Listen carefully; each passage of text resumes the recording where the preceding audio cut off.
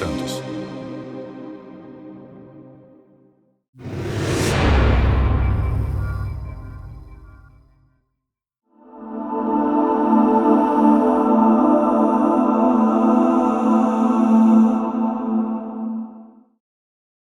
Conheça a história de Beato Duns Scotus. Deus pôde fazê-lo, convinha que o fizesse, portanto, ele o fez. Beato Duns Scotus. Argumento em defesa da Imaculada Conceição de Maria. As origens na Escócia.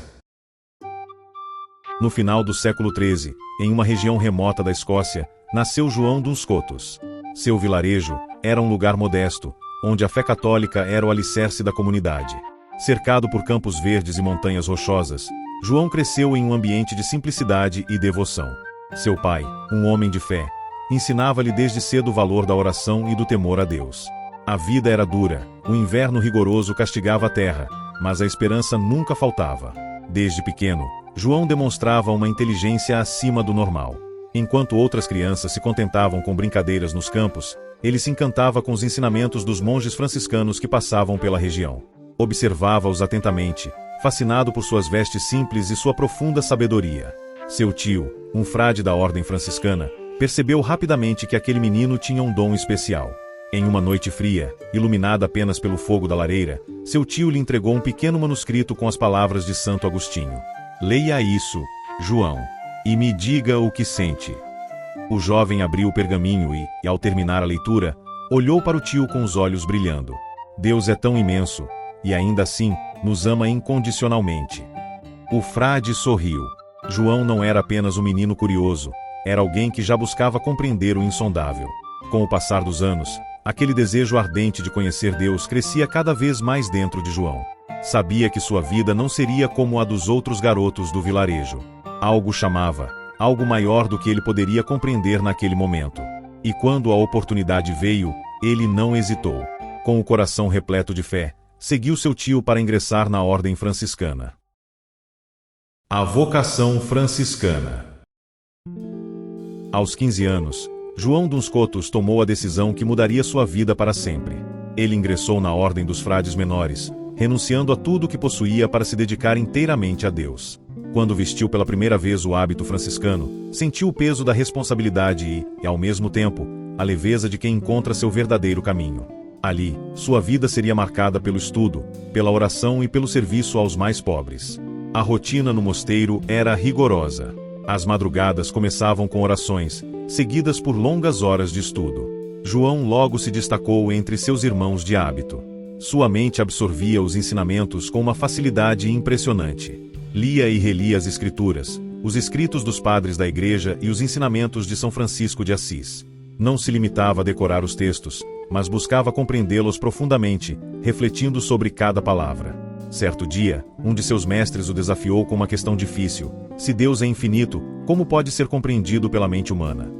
João, ainda jovem, mas já brilhante, respondeu com humildade: talvez nunca possamos compreender Deus em sua totalidade, mas ele nos deu a razão para nos aproximarmos dele.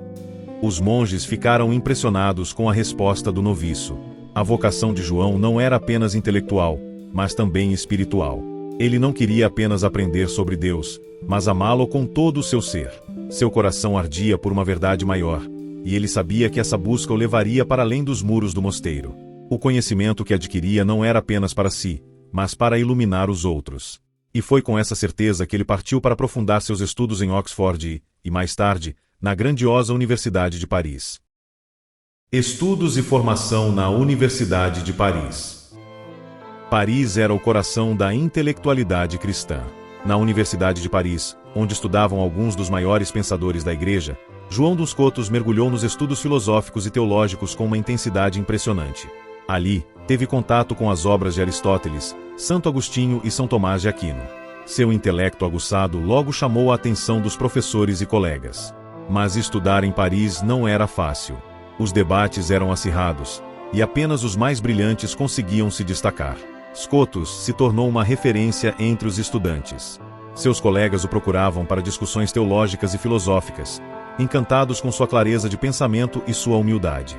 Mesmo diante dos maiores debates, ele nunca se exaltava. Sua busca pela verdade era sincera, e sua inteligência era sempre guiada pela fé. Foi nessa época que começou a desenvolver uma ideia revolucionária: a Imaculada Conceição da Virgem Maria. Em suas reflexões, percebeu que Maria, sendo a Mãe de Deus, deveria ter sido preservada do pecado original desde o primeiro instante de sua existência. Mas essa tese não era aceita pela maioria dos teólogos. E ele sabia que, ao defendê-la, enfrentaria grande oposição. O exílio e os desafios teológicos. O reconhecimento intelectual de Duns Scotus era inegável, mas nem todos estavam dispostos a aceitar suas ideias inovadoras. Intrigas acadêmicas e disputas dentro da própria ordem franciscana resultaram em sua expulsão de Paris.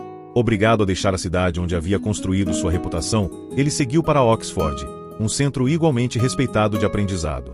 O exílio não foi apenas uma questão geográfica. Scotus passou por um período de provações intensas. Sua saúde começava a dar sinais de fraqueza, e a oposição às suas ideias se tornava mais feroz. Ainda assim, ele não recuou. Continuou ensinando e escrevendo, defendendo a conciliação entre fé e razão, sem nunca perder sua humildade. Para ele, o estudo era uma forma de oração, um ato de devoção que glorificava a Deus. Em Oxford, aprofundou suas pesquisas sobre a natureza da liberdade humana e o amor divino. Diferente de São Tomás de Aquino, que enfatizava a primazia da razão, Scotus colocava a vontade como o ponto central da alma. Para ele, Deus não era apenas o ser supremo e necessário, mas um Deus de amor absoluto, que escolhe livremente criar e salvar. Essa visão inovadora se tornaria uma marca registrada de sua filosofia. Apesar das dificuldades, seu espírito permanecia sereno. Ele sabia que a verdade, mais cedo ou mais tarde, encontraria seu lugar. Seu desejo não era vencer debates, mas iluminar corações. E mesmo no exílio, sua voz ecoava nos corredores das universidades, moldando o pensamento teológico para gerações futuras. O defensor da Imaculada Conceição. Retornando à Universidade de Paris, Duns Scotus, agora como mestre em teologia e filosofia, dedicou seu trabalho acadêmico à Imaculada Conceição da Virgem Maria, trazendo à tona uma discussão antiga na universidade, e que constratava com o pensamento de muitos mestres e acadêmicos de sua época, o que levou a Duns Scotus a ser desafiado a defender a sua tese em um debate. O momento decisivo havia chegado. No ano de 1307, João Duns Scotus, já reconhecido por sua brilhante inteligência, preparava-se para defender uma das doutrinas mais controversas de sua época, a Imaculada Conceição da Virgem Maria. Os opositores de João Duns Scotus argumentavam contra a Imaculada Conceição de Maria com base em 3 principais objeções teológicas e filosóficas. Estes argumentos eram sustentados por teólogos renomados da época, incluindo alguns seguidores de Santo Tomás de Aquino, e representavam a posição predominante antes da defesa de Scotus. Esses foram os principais argumentos contra a Imaculada Conceição. Primeiro argumento: Maria também precisava da redenção de Cristo. Argumento dos opositores: se Maria tivesse sido preservada do pecado original, ela não precisaria da redenção de Cristo. Isso contrariaria a doutrina universal de que todos os descendentes de Adão necessitam de salvação. Resposta de Scotus: Maria também foi salva por Cristo, mas de maneira mais perfeita. Em vez de ser purificada do pecado como os demais seres humanos, ela foi preservada dele antecipadamente, por mérito da redenção de Cristo. Ou seja, Maria não foi isenta da redenção, mas recebeu seus efeitos de forma preventiva. Segundo argumento: todos os homens herdaram o pecado original. Argumento dos opositores: a Sagrada Escritura ensina que todos pecaram e estão privados da glória de Deus. Romanos 3, versículo 23. Se Maria fosse uma exceção, isso entraria em contradição com a doutrina do pecado original. Resposta de Scotus: a passagem bíblica deve ser interpretada corretamente. O termo todos não significa uma aplicação absoluta, pois Jesus Cristo, por exemplo, também foi exceção. Assim, Maria foi um caso especial, único e extraordinário dentro da economia da salvação. Terceiro argumento: a tradição da Igreja não ensinava a Imaculada Conceição. Argumento dos opositores: a crença na Imaculada Conceição não tinha sido ensinada universalmente pelos padres da Igreja. Muitos santos e teólogos anteriores, incluindo Santo Agostinho e Santo Tomás de Aquino, não a defenderam explicitamente. Resposta de Scotus: a doutrina pode se desenvolver com o tempo. Muitas verdades de fé, como a própria doutrina da Trindade, foram compreendidas progressivamente na história da Igreja. Scotus argumentou que a ausência de um ensinamento explícito não significa que a verdade não estava presente na fé cristã desde o início. A Igreja, sob a inspiração do Espírito Santo, poderia chegar a um entendimento mais profundo da fé ao longo do tempo. O debate foi longo e intenso. Alguns mestres torciam o rosto, desconfiados, enquanto outros balançavam a cabeça em sinal de compreensão. Scotus respondeu a cada objeção com paciência e clareza, fundamentando suas palavras na Escritura e na tradição da Igreja. E no final do debate sobre a Imaculada Conceição de Maria, João dos Scotus apresentou 3 argumentações principais, que ficaram conhecidas por sua clareza e força lógica. Elas foram estruturadas da seguinte forma. Primeiro, Deus pôde fazê-lo, potui. Scotus argumentou que Deus é onipotente e, portanto, tinha o poder de preservar Maria do pecado original desde o primeiro instante de sua existência. Se Deus poderia redimir as pessoas do pecado depois do nascimento, então certamente poderia impedir que Maria fosse manchada por ele. Segundo, convinha que o fizesse, de quite. Ele defendeu que era conveniente e apropriado que a mãe do Salvador fosse preservada do pecado original. Se Cristo é o Redentor perfeito, então o ato mais sublime de redenção seria preservar sua própria mãe de toda mancha de pecado, tornando-a digna de gerar o Filho de Deus. Terceiro, portanto, ele o fez, ergo fecit. Por fim, Scotus concluiu que, se Deus tinha o poder e convinha a sua obra redentora, então ele de fato o fez. Deus sempre escolhe o caminho mais perfeito para sua criação, e preservar Maria do pecado original foi a maneira mais perfeita de prepará-la para ser a mãe de Cristo. Com este argumento, todos que estavam presentes reconheceram que os argumentos de Duns Scotus traziam uma verdade e bateram palmas, finalizando assim o debate em favor de Duns Scotus. Essa defesa brilhante de Scotus foi um marco na teologia mariana. Esse raciocínio lógico e teológico foi tão sólido que se tornou a base para o desenvolvimento do dogma da Imaculada Conceição. Ensino e missão na Universidade de Colônia. No final de sua vida, Duns Scotus foi enviado à Universidade de Colônia, na Alemanha. Seus ensinamentos atraíam alunos de diversas partes da Europa, todos ansiosos para ouvir o mestre franciscano que desafiava os paradigmas estabelecidos. Scotus não se limitava a ensinar filosofia e teologia. Ele inspirava seus alunos a ver o estudo como um caminho para Deus. Suas aulas eram envolventes, repletas de questionamentos instigantes e reflexões profundas. Ele incentivava seus discípulos a não apenas repetir conceitos, mas a pensar criticamente, sempre à luz da fé. Seu lema era claro: a fé busca compreender. Foi em Colônia que ele consolidou grande parte de sua obra, organizando seus escritos e revisando seus argumentos. Sua visão sobre a Imaculada Conceição começou a ganhar mais adeptos, e sua influência na teologia cristã se tornava cada vez mais evidente. Os franciscanos, especialmente, abraçaram suas ideias, reconhecendo nele um verdadeiro mestre da espiritualidade e da razão. Embora sua saúde estivesse fragilizada, Scotus continuava firme em sua missão. Ele sabia que seu tempo na Terra estava chegando ao fim, mas também sabia que sua obra viveria muito além dele. Seu legado já estava gravado na história da Igreja, e sua voz jamais se apagaria. A morte e o legado teológico. Em 1308, a jornada terrena de João Duns Scotus chegou ao fim. Sua morte foi silenciosa, sem honrarias grandiosas, mas seu impacto na Igreja era imenso. O frade que dedicou sua vida à busca pela verdade agora repousava nos braços do Criador, por quem tanto se esforçara para conhecer e amar. Após sua morte, seus escritos foram preservados e estudados com grande reverência. Muitos de seus discípulos continuaram espalhando suas ideias, e sua influência se tornou cada vez mais forte dentro da tradição franciscana.